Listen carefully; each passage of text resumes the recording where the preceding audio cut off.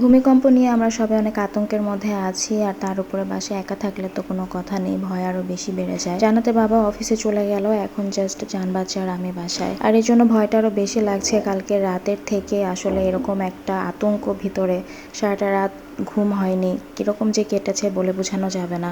আর অবশ্যই ভূমিকম্প হলে সিঁড়ি দিয়ে বা লিফট দিয়ে নামা বা ওঠার চেষ্টা করবেন না কেউই। যারা 2-3 তলার উপরে থাকেন তারা তো অবশ্যই না, কারণ ভূমিকম্প কয়েক সেকেন্ডের মধ্যে সব শেষ করে দিয়ে যাবে। ওই সেকেন্ডের মধ্যে আপনার নামারও পর্যন্ত আপনি সময় পাবেন না।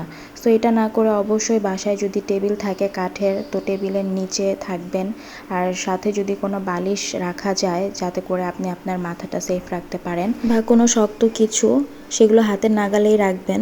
যদিও এমন টাইমে কারোই হুঁশ থাকে না, তাই যেহেতু আমাদের কাছে একটু হলেও সময় আমরা পাচ্ছি, তো এই সময়টা আমরা অবশ্যই সেফটিটা মেনটেন করব। অবশ্যই যেখানে সেফ জায়গা সেটা আমরা খুঁজে বের করে রাখবো, এবং সেই জায়গাটা একটু খালি করে রাখবো যাতে করে কোনো কিছু হলে আমরা দৌড়ে সেখানে অবস্থান করতে পারি। জান বাচ্চাকে নিয়ে আমার প্রচুর টেনশন হচ্ছে, ওই এখন আমার একমাত্র টেনশনের কারণ ও বাচ্চা মানুষ, কিভাবে ওকে নিয়ে আমি কি করব আমি জানি না। কিছু হলে আমি যতবার এটা ভাবছি আমি অনেক বেশি প্যানিক হয়ে যাচ্ছে। এর মধ্যে অবশ্যই ভূমিকম্প যখন হবে আপনারা যতটুকু সম্ভব যদি পারেন হুঁশ থাকে তাহলে ফ্যানটা আগে অফ করবেন, কারণ ফ্যানটা যে কোনো টাইমে যদি চলন্ত অবস্থায় ছুটে পড়ে যায় তাহলে অনেক বড় দুর্ঘটনা ঘটে যাবে। যদি পারেন চুলাটা জ্বালানো থাকলে চুলাটা অফ করে দেওয়ার চেষ্টা করবেন, হাতের কাছে মোবাইল ফোনটা রাখার চেষ্টা করবেন।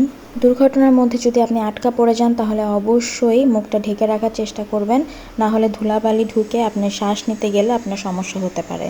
ছোটাছুটি করার চেষ্টাটা যতটুকু পারেন কম করবেন, কারণ বাইরে যে আমরা কোথায় যাব, বাইরে আমরা যদি যাইও নিচে নামতেও পারি, কী করব? দেখুন আশেপাশে বিল্ডিং দিয়ে ভরা, এমন কোনো জায়গা নেই যে আপনি সেখানে যে অবস্থান করতে পারবেন একটু সেফ জোন আপনার জন্য, সেটা তো হবে না, কারণ চারোদিকে বিল্ডিং আর বিল্ডিং। আপনি যে নিচে নামবেন, নামার পরে যে বিল্ডিংটা আপনার উপরে পড়বে না সেটার কোনো গ্যারান্টি কিন্তু আপনি দিতে পারবেন না, আমরা কেউই দিতে পারবো না। সো এটা না করে আমরা যতটুকু পারবো আমরা বাসায় সেফ জায়গায় কোনো পিলার বা যদি কোনো টেবিল বা শক্ত কোনো কিছুর নিচে অবস্থান করার চেষ্টা করব। যদি আল্লাহ তাআলা আমাদের ভাগ্যে ভালো কিছু লিখে রাখে হয়তো বা জীবন ফিরে পেতেও পারি, আর যদি খারাপ কিছু থাকে বা আমাদের হাতে আর সময় না থাকে তাহলে অবশ্যই আমাদেরকে সেটা মেনে নিতে হবে। আল্লাহর উপরে আর কোনো হাত নেই, আল্লাহ চাইলে সব হয়। আল্লাহ চাইলে আমাদেরকে অবশ্যই ক্ষমা করবেন এবং এই অবস্থানটা থেকে আমাদেরকে রক্ষা করবেন। এখন সবকিছু আল্লাহর হাতে, বেশি বেশি দোয়া করবেন, তওবা করবেন যাতে করে আল্লাহ তাআলা আমাদেরকে মাফ করে দেয়। প্লিজ আপনারা একটু সচেতন হন। দেশের এমন অবস্থার মধ্যে আপনারা যারা অস্থিরতা সৃষ্টি করছেন তারা আপাতত একটু বন্ধ থেকে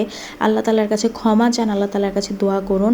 আর এইসব কারণের জন্যই কিন্তু দেশে এরকম অভিশাপ নেমে এসেছে। প্লিজ সতর্ক হন আপনারা। এমন সময় আপনারা যারা ভূমিকম্প নিয়ে মজা করছেন, যারা কে কী পড়লো কে কী করলো সেগুলো নিয়ে বসে আছেন, তারা একটু স্টপ চান।